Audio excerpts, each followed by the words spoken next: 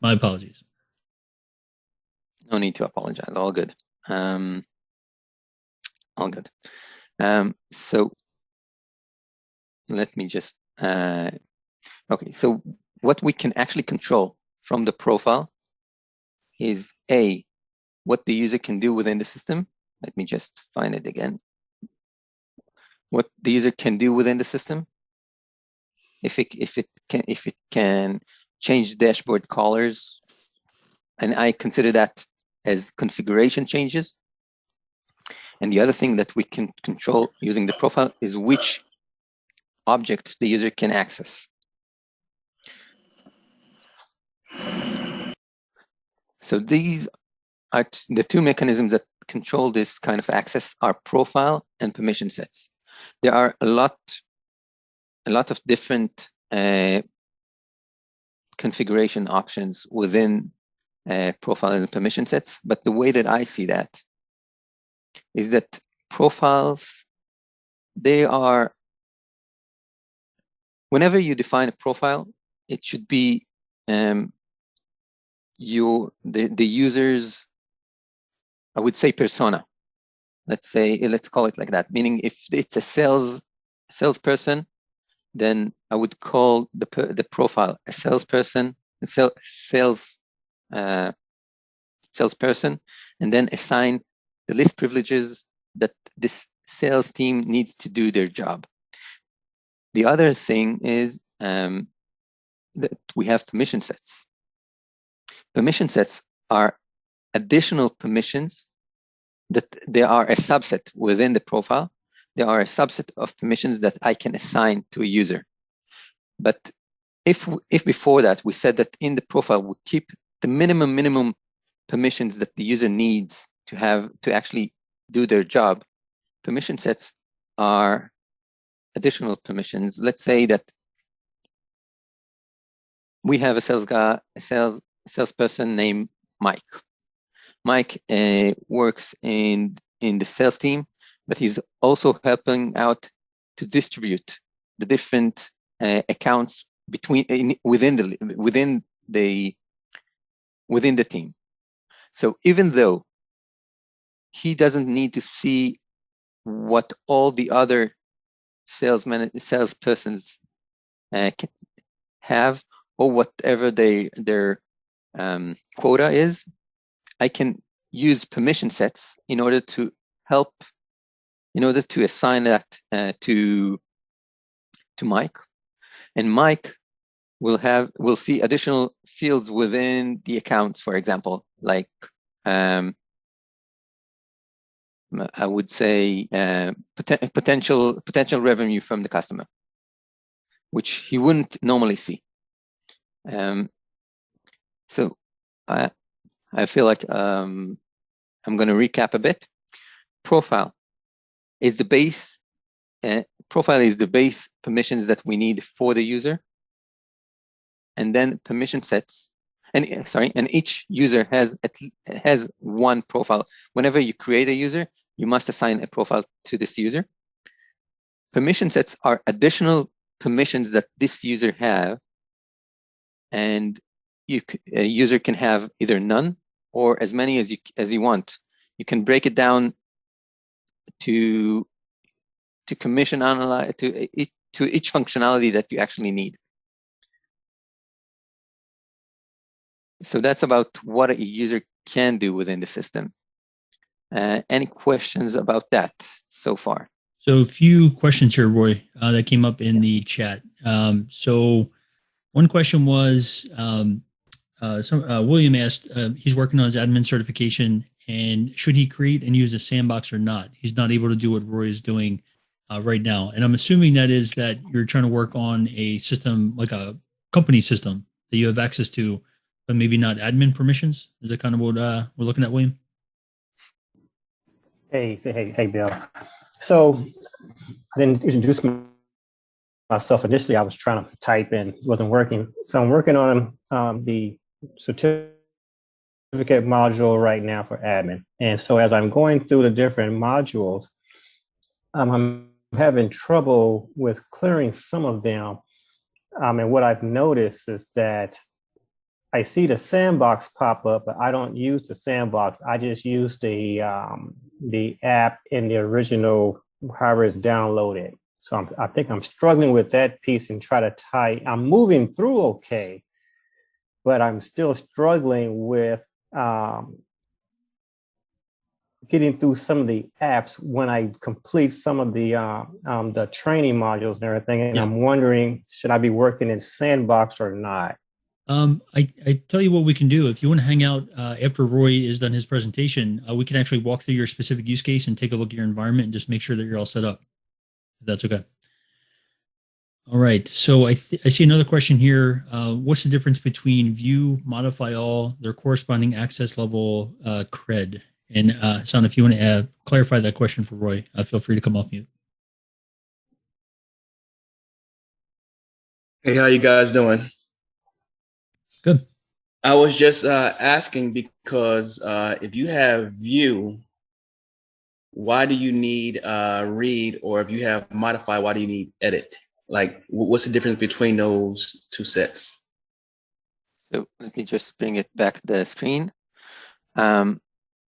If you need, in order to create, okay, when I'm trying to add permission to create, but automatically it will also add read access to this object, meaning you can't have create without read. Right. And if I'm going to uncheck that, same goes with edit. Whenever I try to add to the user edit permission, he has to have read permission. I can't have just the edit one. And same goes for read for delete. Note that in order to delete, you must have also read and edit. One thing I would highlight that in order to do edits, you don't actually need the ability to create records. So that's the only thing. But read is a must to any other CRUD functionality. But what about as far as view all and modify all? How does that tie in? Look what happens when I click on modify on view all. It adds the read because you can't view all without having the read. And if I'm going to add the modify all, then it's going to add delete, edit, and read. The difference. Sorry. Now, Roy, I think you're about to answer exactly what I was going to ask. So, what specifically is the difference between the read permission and that view all permission? Like, what does view all actually grant you the ability to do?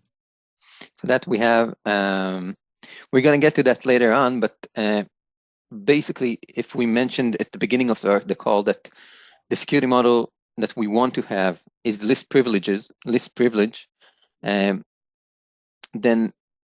right now we just talked about having access to the object, and later on we'll get to access which records within the object you can actually see. So view all kind of breaks what we're going to show later on. Okay. Okay. Can I jump a little bit ahead? So will all modify or basically override all the other sharing record capabilities? Is that what you're getting to? Yes, we're going to get to that later.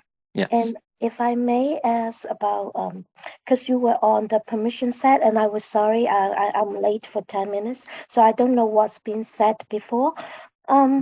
So could you mind, if you have clarified that, I would like to ask one more time about, I do understand permission set, but I would like to know more about the permission group. All right. Thank you. Sure. All right. So we talked about the profile that is the base of the functionality that the user needs. We talked about having permission sets that you can add functionality, add permissions. The same in the same user interface, almost the same user interface as the profile, and the same mechanism as the profile to the user. That's basically the difference between, again, permissions is an add-on to the profile, is an add-on of secure permissions to the profile. And you also mentioned something that is called permission set groups, which I haven't mentioned here. But basically, you could also combine different permission sets. Let's say if we want to have territory management and accounts distribution, these are two different permission sets. I could have them within a group called, let's call it a permission distributor, and to assign that to a user. And then instead of every time that I need somebody to manage a territory, I can give them, instead of giving them two permission sets, I can give them one permission set group. That's to answer your question, Pearl.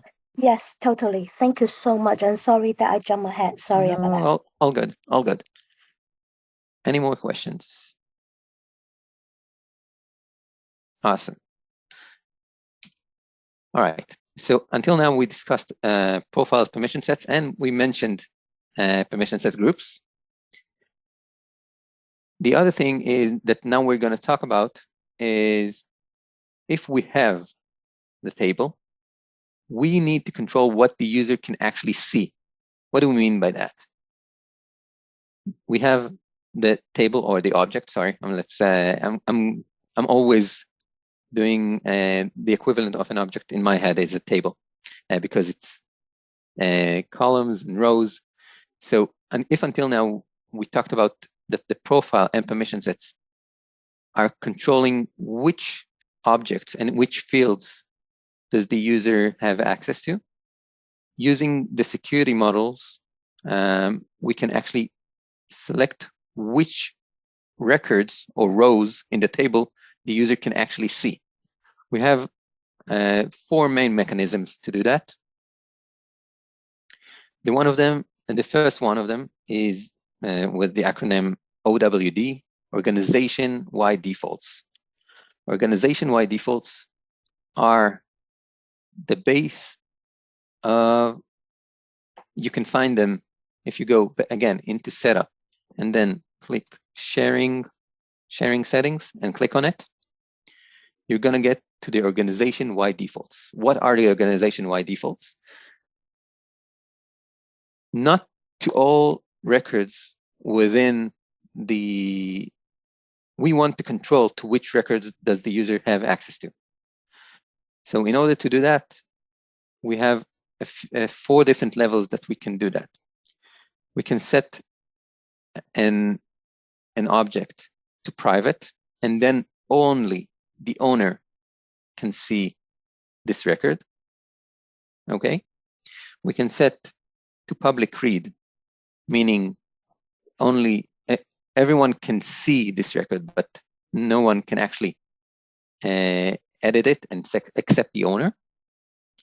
And we have public read write, which everyone can read and write to this object. And we have public read write transfer, and you can also change, which can also change ownership.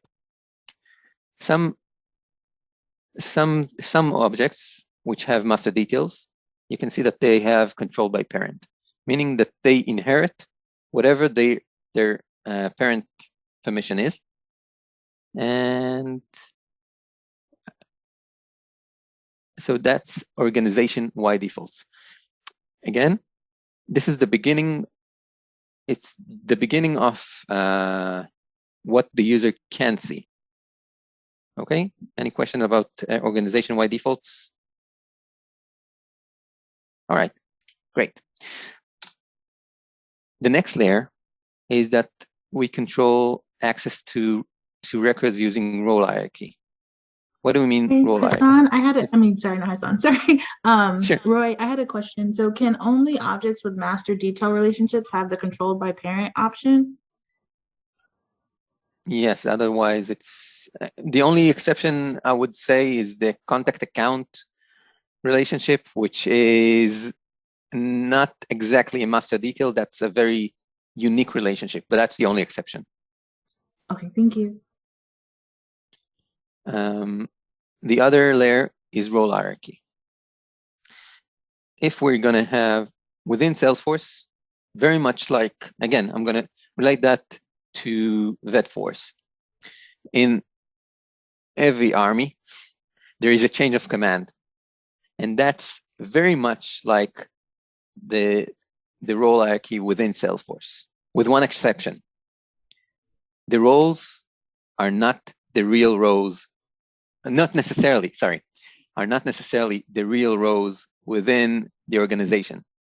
I'm going to give an example because I was above the CEO in my previous company. Why? Because the CEO didn't need to have access to all the records within the company.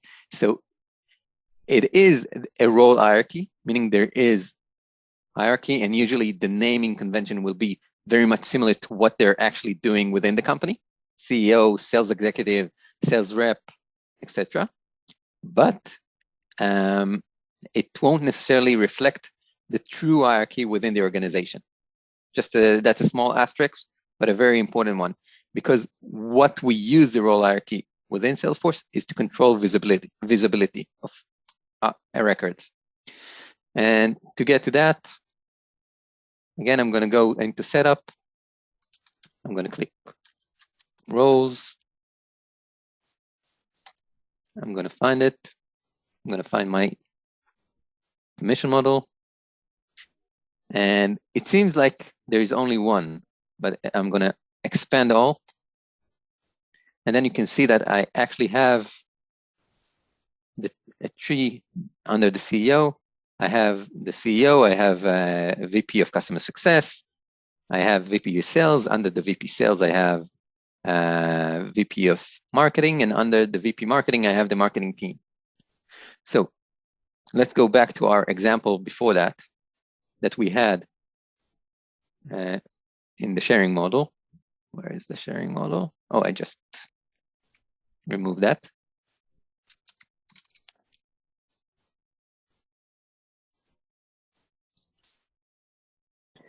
Let's see here. So if I have Mark, who's the CEO, I have Maria, which is the sales executive.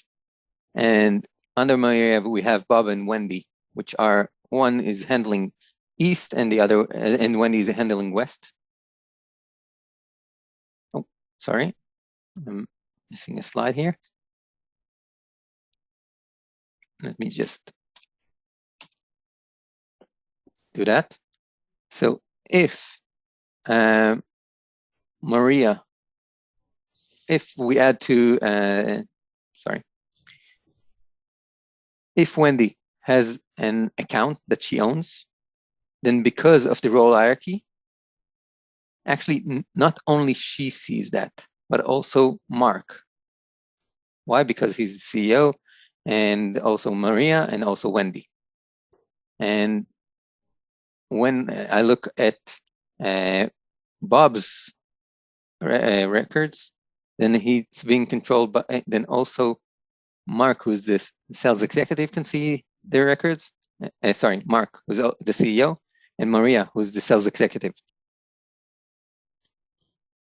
And this actually gives a really good real world context, right? Because say, for example, Wendy is working an opportunity, right? But Bob is over in the East sales team, and Bob actually came from the company that Wendy is selling to. If Bob can see Wendy's opportunity, Bob could potentially poach it, right, and steal it from Wendy. Whereas if we've got it segregated a little bit, Wendy's a little more protected and she doesn't have as much interference from Bob, who shouldn't be selling to her account. Very much true. Very good example, a very good explanation about the situation that we are just seeing.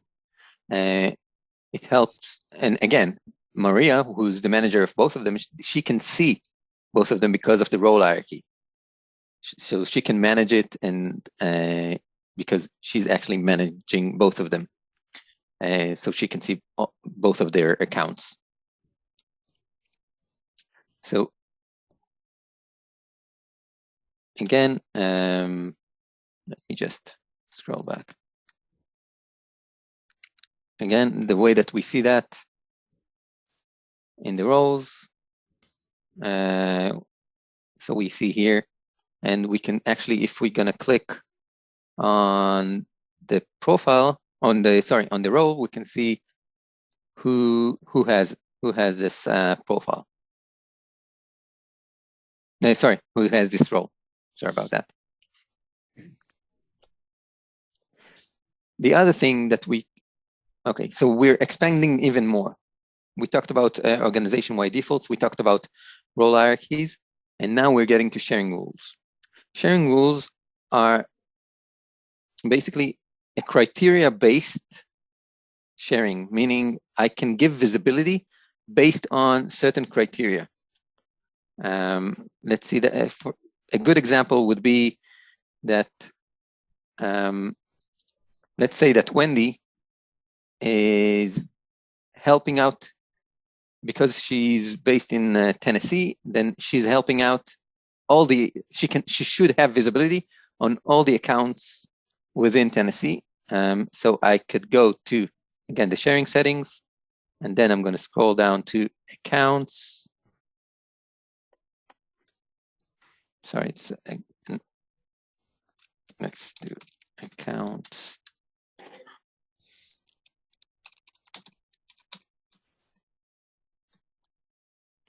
I'm going to create a new sharing rule.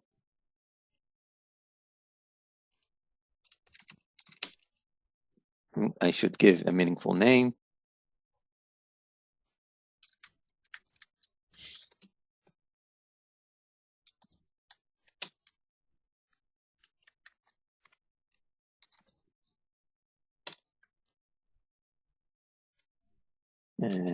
Let's do like that.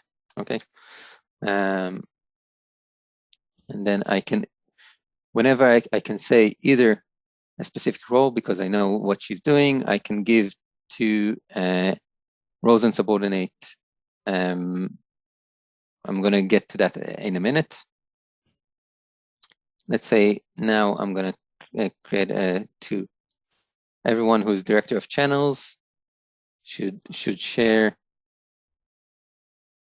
Sorry, everything that is owned by roles and internal subordinates of VP sales, everything that is under sales, I want to share that with,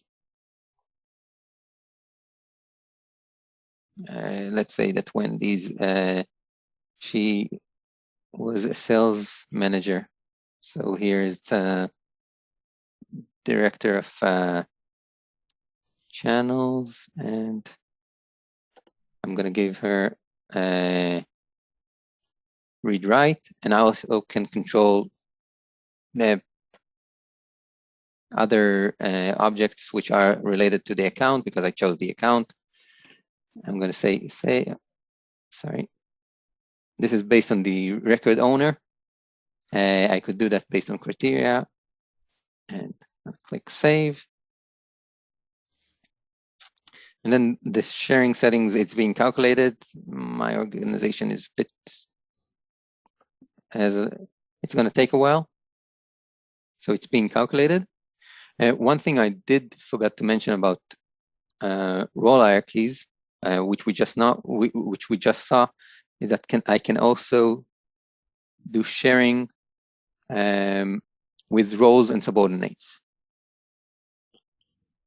Roles and subordinates, if we're going to go back to the example that we just had, that Mark is the CEO, Maria is the sales executive, and she's managing Bob and Wendy. If that was what they could see before that, what we can now do, if I said that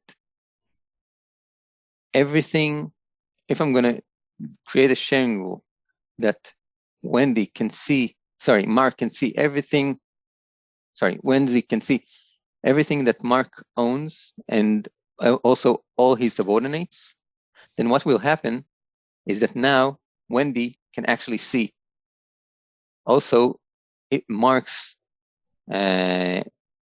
records because they're based in that location. And so with that, with creating a sharing rule with roles and subordinates, I'm actually giving them even higher access, and I can use the roles to do that. So that's a combination of the two mechanisms, which is becoming very, very much powerful. And last but not least is also there is the ability to create manual sharing. Manual sharing is if I'm going to go into a specific account, then I have, sorry, that's my test organization. I have here, I have the sharing, sorry, wrong organization. I could also create manual sharing and give access to the user, to a specific user that could help me out in the organization. All right, so I see that there are more than a few questions. Yes, Jensen. Can you go back one slide, please? Sure. And can you collapse the right side panel, just so we're looking at the left side? You know, just the role groups. Yep, there you go. Okay, so just looking here, right? Think about Mark, Maria, Wendy, and Bob, 4 people in the sales team. Technically, all 4 of them could have the same profile. Profile is about permissions. So their profile allows all 4 of these people the ability to create and read opportunities, okay? Then Mark and Maria can also have a permission set which extends their permissions above the one profile to allow them to edit and delete opportunities, okay? And then because of the role hierarchy, roles is about record access, record access and reportability. So if you look on the left, at the bottom left, Wendy could only see opportunity records that she owns. Bob can only see opportunity records he owns. Mark and Maria see both Wendy and Bob's records because they are above Bob and Wendy in the role hierarchy, and Mark is at the top of the hierarchy. Then if we want Wendy to also see Bob's opportunities, the records, that's where we get into the sharing model to extend her access to the records. Does that make sense? Does that kind of pull it together for everybody? Yes. Yes, I had a question about that too. What if the sales exec role, there was like a sales exec role west, a sales exec role east, and they basically didn't want them to have read write to everything. So I'm guessing role hierarchy would be set up, and then you would just take, I know role hierarchy and sharing rules give, they don't take away. So what do you do to take away the right part? Is that just individual permission sets? If you wanted them to only the sales exec for the East, for example, to only have read to the West sales rep role, but not read write, how would you take away the read write access? Is that permission set? No, I would do that using sharing rule. I would give because in your case, what in the profile you would have, or the profile permission sets, you would have read write access to this profile, and in the OWD you would have private. The organization-wide default, you would have private. and then, but you would have using a role hierarchy, and that gives you that only each and every one of them can handle their own branch. But if you want the different branch leaders to help the other, just to have read access, then I would use sharing rules that would give only read access to that. Does that make sense to you? Mhm. Yeah, so you always start with the minimum profiles, right? The minimum permissions on the profiles and extend them with the permission sets. You start with the minimum record access in the sharing model and extend it with sharing rules, right? You always extend. There is no Got it. takeaway. Thank you.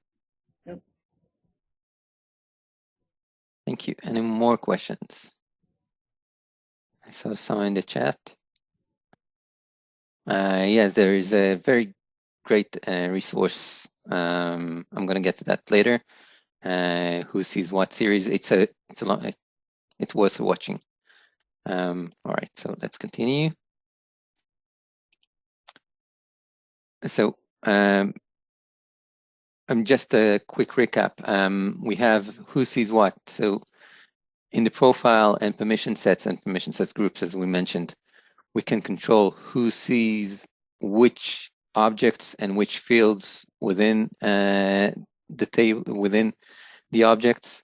Using organization-wide default, role hierarchy, and sharing, we can actually control which records within the objects the user can see and can edit and access. If we're going to recap that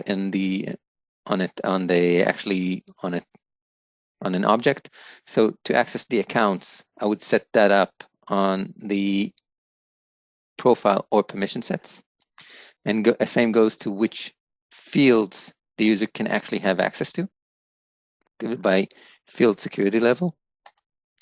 To actually control which records within the table the user can see, we're starting off with organization-wide default. Again, aim for the list privileges model, and then we add using roles, and then sharing rules, and also other sharing mechanisms that we have.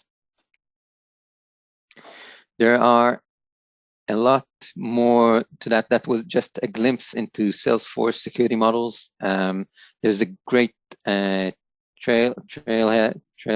model, but there are a lot of other resources which are great and out there, both from Salesforce docs and from other parts. There's also the series that was mentioned here, that Who Sees What series on the Salesforce site. And that's it. Thank you. And Q&A. All right. All right. Thanks, Roy. All right. So I guess we could open it up to any additional questions before we jump into just random questions on any topic. Any other questions around security or any of the topics that we kind of walked through today? Yeah, so I think there's been a kind of change in philosophy around profiles and permission sets in terms of whether to have fewer or more profiles or permission sets. Do you have any thoughts on the design of when to use profile versus permission set? So just like Jenslan mentioned, I would start with the list privilege, with the minimum permissions that I can give using the profile. I would start with the bare minimum, and then I would extend that using permission sets. And the reason for that is that permission sets should have specific functionality. We could go into best practices, but you start with the list privilege and then you add bit by bit or functionality by functionality. Meaning, if, let's say, even though a salesperson, if he's creating contracts, that's a new permission set, that would be assigned to that user. The permission just to create contracts. And that's the way that I see that. Again, minimum and add bit by bit. Does that answer your question? I think so. So you're in favor of using permission sets rather than very granular profiles, if I'm hearing correctly. Yes, the reason for that is you must have. Well, we'll start with that. You must have a profile. Okay, each person must have each user within the system must have a profile assigned to them, and then you, by having granular permission sets, you can group them into functionality groups and assign them into users. I see that Jensen wants to add. Yeah, no. Just to give context, I've had customers in the past where when I was an SI, I came in and they had 73 profiles. They had 128 permission sets. They had 35 users. Okay. So you really have to plan it. You have to stay on top of it over time.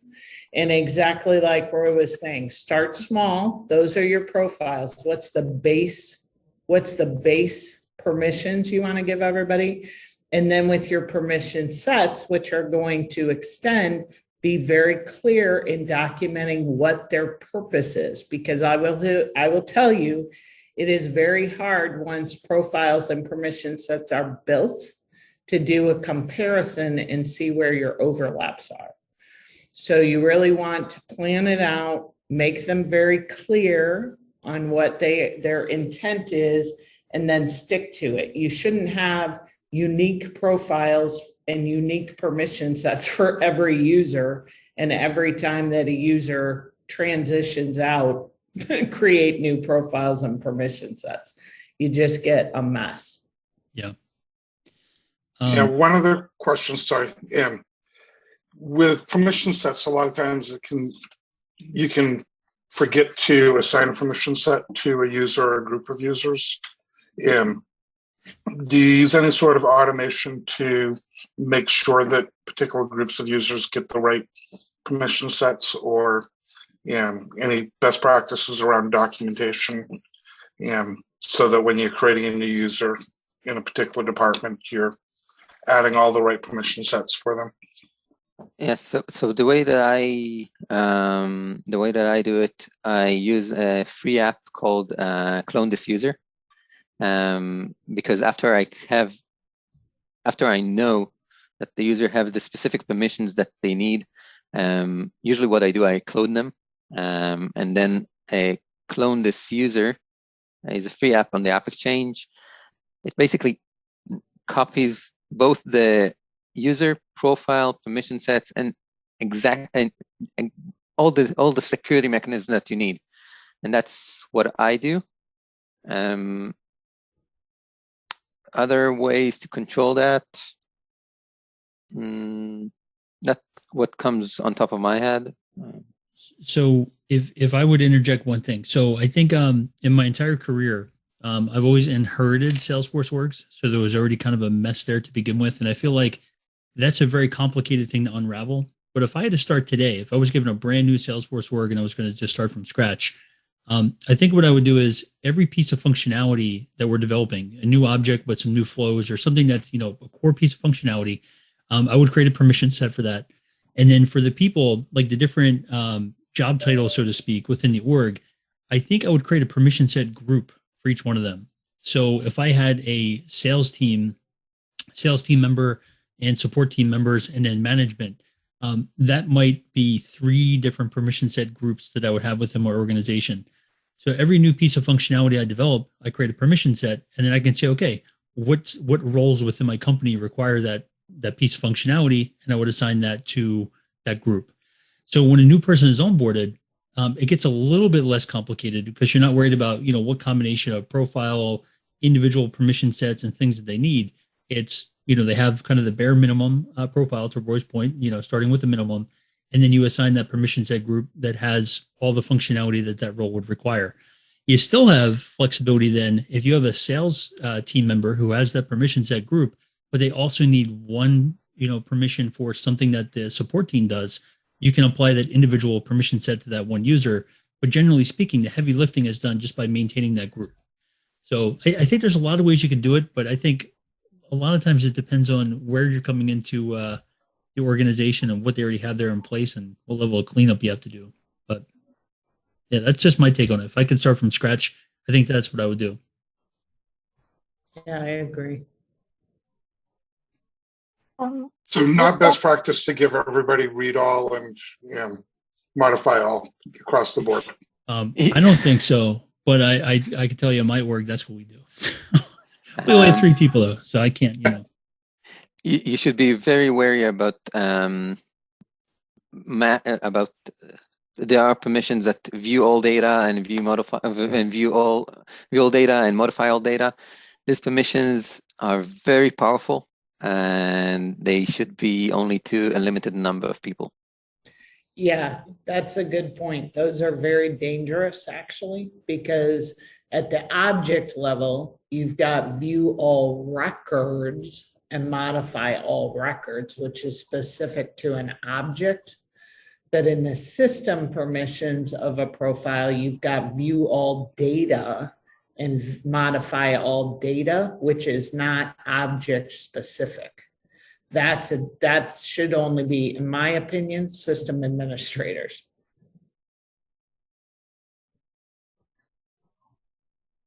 I agree. All right. Well, we have a few minutes left here. Any other questions before we part ways? I do. So in the org I work at, it usually falls to HR to sort of, when people come in, throw them into, the proper work roles or whatever they're supposed to do. Would you be able to create a flow that sort of limits what HR would be able to do, but they would be able to, for instance, say, okay, this is a new person, here's the key data, I want this work role, that work role, and then that's it?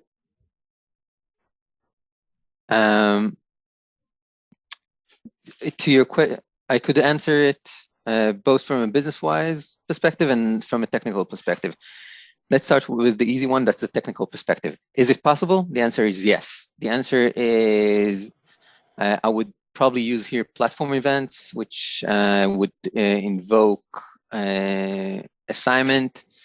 The reason why I would do platform events is, again, it's a different topic, but just as a high-level architecture, the flow would create something, the flow would create something, and then it would invoke platform events that would do the actual assignment.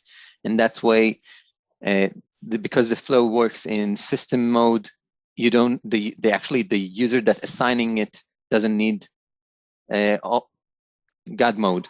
That's basically it. That's the technical part. I'm going to tell you, it's going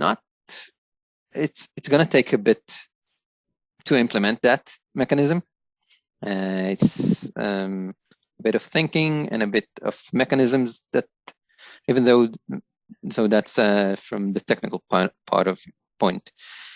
From a business point of view, I think that there is an issue with this approach because HR don't understand Salesforce permissions.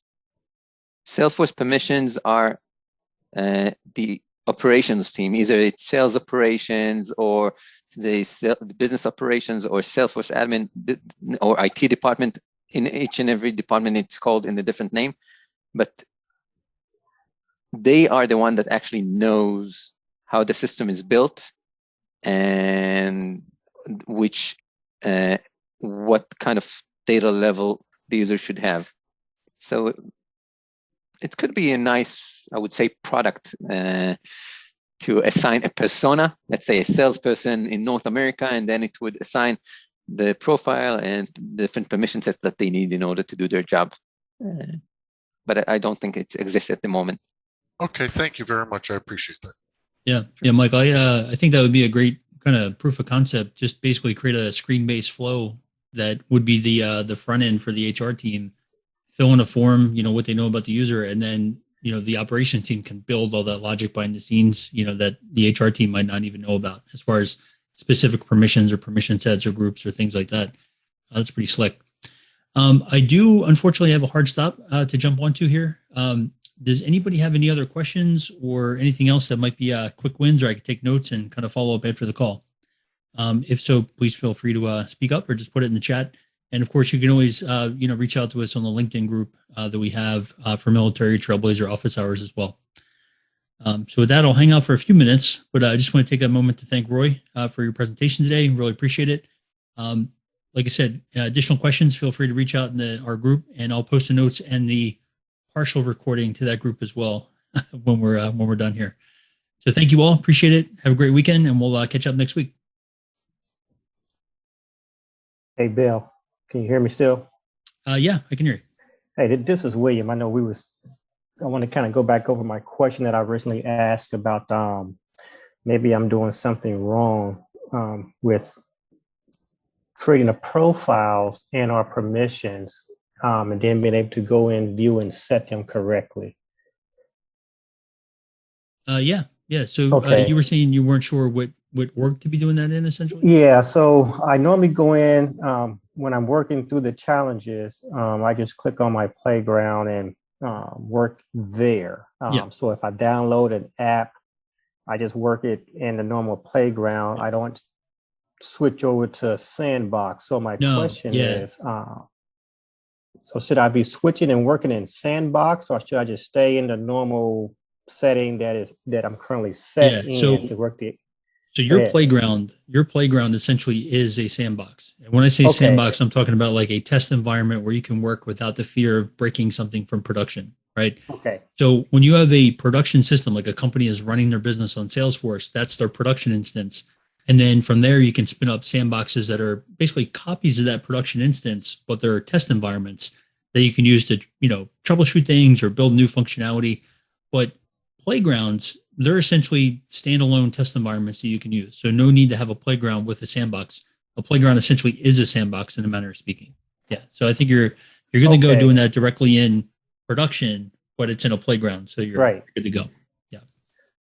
Okay. All right. I'll go back in and like I said, I'm moving through the admin certification. It's just when it gets to the like the share settings or the profiles, the users, I'm having issues there. So I'm having to go in and create usernames or user accounts and so forth to play for the challenges. But I seem to always struggle with the profiles, permission sets, and the organizational wide permissions and so forth, and trying to go in and edit, click on which account and so forth. So that's why when I listened to Roy, I was trying to follow along and try to figure out where I was going wrong.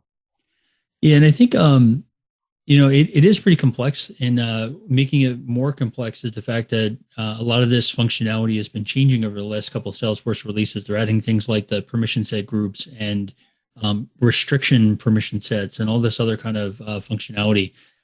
We actually have the PM for this security portion of Salesforce, Cheryl Feldman, who's volunteered to be a speaker, for one of our upcoming calls. So maybe we can ask her kind of to give an idea of what the roadmap is for all this functionality and where it's ending up. Because yes, I think the more complexity they add, it makes it even more difficult to figure this stuff out from the beginning. So yeah, and that's kind of where I'm at. Even though I think I'm a novice with moving through the computers and programs and everything, it's like I'm trying to learn it from the Salesforce side versus all the military training I've used and learned Microsoft Office and platforms and so forth. So I think that's part of the problem is I'm struggling between the two and trying to understand a new platform process and the terminology that goes with it and trying to walk through the exercises as well. But that would be helpful if you guys can put, I don't know, like I said, this is my first time joining this meeting. I'm on leave today, which made it possible. So I would like to kind of participate more, but yeah, that would help, I think. Yeah, and what I'm going to do also, I just put my email address into the chat here. So if you ever get stuck or you just want to talk through anything, let me know. Shoot me an email, or you can use Slack Connect to that same address. And happy to jump on a call and talk through it. No, And I see a few hands up. I We're all very appreciate it. polite here. Okay, go ahead. Go ahead. Like I said, I pinged you first, but I don't want to take up all the time. Thank you. No, William, wait. So to answer your question from a military perspective, right? Yes. In the military, all members have access to the mess hall, right? Okay. That's your profile, right? Everybody can go to the mess hall and eat. Only officers can go to the officer cafeteria, right? Yes. That's your permission set. Okay. Does that make sense? Yes, ma'am, it does. Okay. Jen, can you work in field rations to this analogy? Yeah. Darren, you had your hand up too. Hey, I was just going to recommend that William, prepping for my PAB exam, I slowed down and watched who sees what very slowly, and I wrote it on butcher paper as they were talking with symbols and stick figures and everything. And that helped a lot. It got my mind right because, like you, it just didn't come together until I go, okay, well, first I'm going to go through the building, and then I'm going to see the room, and I'm going to go through the door, and then there's a drawer, right? And just, yes, it really helped. Okay, no, I appreciate that. Yeah, I found myself with a pad by my desk now. So as I'm going through the orgs, I'm writing everything down on how it should be. Like I said, in simplicity, simplest form for me, but I am starting to go back to pen and pad now, just so I can figure this thing out, which I thought I was above and beyond that, but I realize I'm not. Hey, there you go. Nothing says military explanations better to me than a butcher block. Writing stuff on butcher block. That helps. Nice. All right, cool. Well, William, like I said, if you have any questions, please feel free to reach out. No, I appreciate it. Roy, once again, thank you so much, and thank you for staying up late. I know it's getting pretty late there, so thank you so much. I appreciate it. Thank you for your time. All right, see you guys. Enjoy your week. Bye.